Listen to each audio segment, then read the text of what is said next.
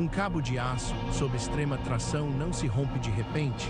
Ele avisa através de microfissuras invisíveis antes de se estilhaçar com a força de um chicote metálico. Essa mesma física governa o sonho do elevador espacial, um cabo de 36 mil quilômetros ancorado no equador terrestre. Embora a promessa de abandonar os foguetes químicos pareça próxima com novos supermateriais, um limite oculto na escala molecular e na dinâmica orbital cria um obstáculo intransponível, porque a própria física dos materiais torna a sustentação desse cabo uma impossibilidade estatística inevitável. Para compreender a magnitude desse desafio, precisamos olhar para a mecânica básica que sustenta essa estrutura conceitual. Ao contrário do que a intuição sugere, um elevador espacial não é uma torre construída de baixo para cima, empilhando tijolos até tocar o vácuo. Ele funciona como uma corda esticada pela força centrífuga da própria rotação da Terra. Imagine uma pedra amarrada a um barbante que você gira ao redor do seu corpo. O cabo do elevador é esse barbante, e uma enorme massa de ancoragem, posicionada além da órbita geoestacionária, atua como a pedra, mantendo a estrutura esticada e vertical. O ponto de tensão máxima dessa corda planetária fica exatamente no limite da órbita geoestacionária, a cerca de 36 mil quilômetros de altitude. Nesse ponto, o cabo precisa suportar não apenas o peso de toda a estrutura que está abaixo dele, atraída pela gravidade terrestre, mas também resistir à força que puxa o contrapeso para fora. Nenhum material convencional que conhecemos pode suportar essa exigência. Se tentássemos construir esse cabo usando o aço mais forte disponível na indústria metalúrgica moderna, a base do cabo precisaria ser tão espessa para suportar o peso acima que o diâmetro da estrutura no espaço seria maior do que o próprio planeta Terra. Isso torna o aço e as ligas metálicas comuns completamente inúteis para o projeto. A busca por uma solução levou a ciência ao reino da nanotecnologia. Durante décadas, os nanotubos de carbono foram apresentados como a salvação dessa engenharia impossível.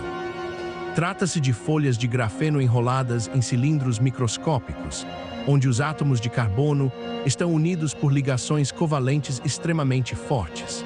Em testes laboratoriais de escala microscópica, esses nanotubos demonstraram uma resistência à tração de até 100 gigapascais.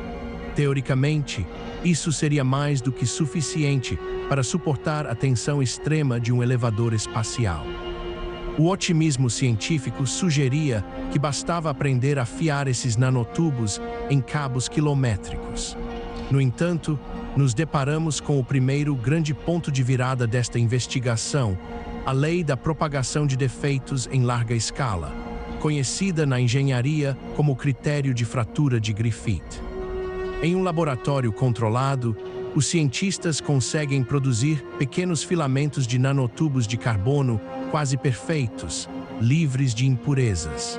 Mas a termodinâmica ensina que é impossível criar qualquer estrutura macroscópica perfeitamente ordenada.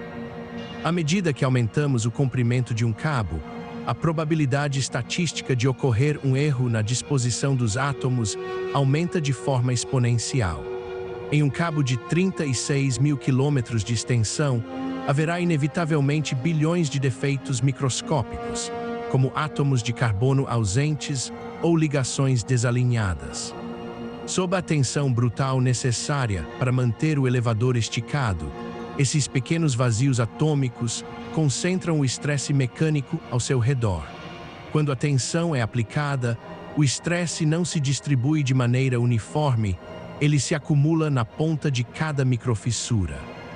Estudos físicos rigorosos revelam que a presença de apenas um único átomo desalinhado a cada micrômetro reduz a resistência total de um cabo de nanotubos de carbono em mais de 70%. Em termos práticos, isso significa que o supermaterial mais resistente do mundo perde sua capacidade de sustentação muito antes de atingir a escala necessária para sair da atmosfera. Mesmo que ignorássemos essa limitação molecular e assumíssemos a existência de um cabo perfeitamente puro, a estrutura enfrentaria uma força dinâmica implacável gerada pela própria física do movimento, o efeito Coriolis. À medida que uma cabine de carga sobe pelo cabo, transportando suprimentos e satélites para o espaço, ela se move para regiões onde a velocidade de rotação da Terra é maior. Para acompanhar essa mudança, a cabine precisa extrair momento angular do próprio cabo. Esse processo empurra o cabo na direção oposta à rotação do planeta, criando uma curvatura lateral massiva. Em vez de uma linha perfeitamente reta, o elevador espacial começa a se comportar como um chicote gigante, sob a ação de ventos atmosféricos de alta altitude e da atração gravitacional oscilante da Lua e do Sol.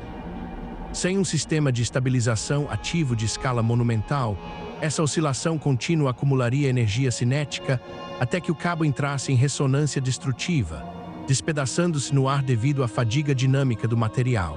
Isso nos leva ao segundo ponto de virada, que desloca o problema da resistência pura para a sobrevivência em um ambiente hostil. O espaço não é um vácuo vazio e inofensivo. Ao longo de sua trajetória, o cabo precisará atravessar diferentes camadas da atmosfera terrestre e do espaço próximo. Na termosfera, entre 100 e 600 quilômetros de altitude, a radiação ultravioleta do Sol quebra as moléculas de oxigênio, criando oxigênio atômico altamente reativo. Esse gás corrói ativamente as estruturas de carbono expostas. Sem uma blindagem pesada, o cabo de nanotubos seria literalmente oxidado e dissolvido pelo próprio ar rarefeito em poucos meses. Subindo um pouco mais, na órbita baixa da Terra, o cabo interceptará a região mais poluída por detritos espaciais do nosso planeta.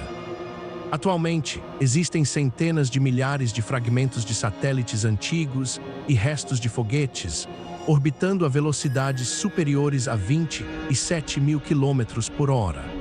Para um objeto em órbita, um fragmento de metal do tamanho de um grão de areia carrega a energia de uma granada de mão. Como o cabo do elevador espacial está ancorado ao solo e não pode desviar rapidamente, ele se torna um alvo estático gigante. Um único impacto de um microdetrito em alta velocidade seria suficiente para iniciar uma reação em cadeia de rompimento das fibras moleculares, desencadeando uma falha catastrófica em toda a estrutura.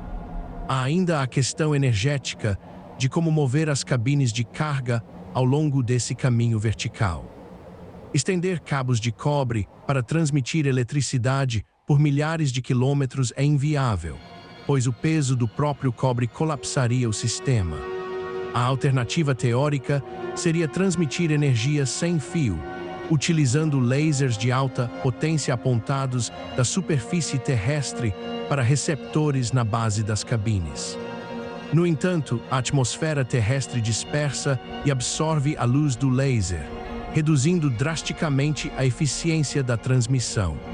A energia perdida se converte em calor extremo no ponto de contato com o cabo.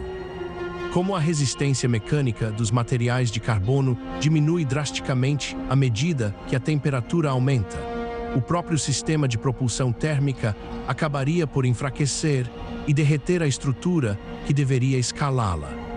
Essa sequência de limitações físicas nos força a encarar o verdadeiro ponto de virada final desta tecnologia. O elevador espacial frequentemente é retratado como uma alternativa limpa e segura aos foguetes tradicionais. Mas, ao analisarmos as consequências de uma falha em uma estrutura desse tamanho, a realidade se mostra muito diferente. Se o cabo se romper em um ponto próximo à sua ancoragem espacial, a parte superior flutuará para o espaço profundo, perdida para sempre. Contudo, a parte inferior, com milhares de quilômetros de extensão, cairá de volta em direção à Terra. Devido à rotação do planeta e à gravidade, esse cabo de proporções continentais chicotearia a atmosfera, caindo ao longo da linha do Equador a velocidades hipersônicas. A energia cinética liberada por esse impacto seria equivalente a de múltiplos desastres naturais simultâneos, espalhando destroços altamente resistentes por milhares de quilômetros de oceanos e áreas habitadas. O que foi projetado para ser um portal para o cosmos se transformaria instantaneamente em uma arma de destruição em massa acidental. O futuro do acesso ao espaço, portanto, parece depender menos de tentarmos forçar materiais aos seus limites absolutos e mais de aceitarmos as restrições que a física nos impõe. Em vez de erguermos pontes rígidas e vulneráveis até a órbita, a verdadeira evolução tecnológica pode residir no aperfeiçoamento de sistemas de propulsão química mais limpos, motores eletromagnéticos ou na manufatura de combustíveis diretamente no espaço. Ao retornarmos aos laboratórios de teste, onde pequenos cabos de aço e fibras de carbono continuam a se romper sob a pressão controlada de prensas hidráulicas, compreendemos que a engenharia do amanhã não consiste em ignorar a fragilidade da matéria. O verdadeiro progresso humano não será medido pela nossa capacidade de construir escadas impossíveis até o céu, mas pela nossa habilidade de navegar com segurança pelas leis inflexíveis que governam o universo físico ao nosso redor.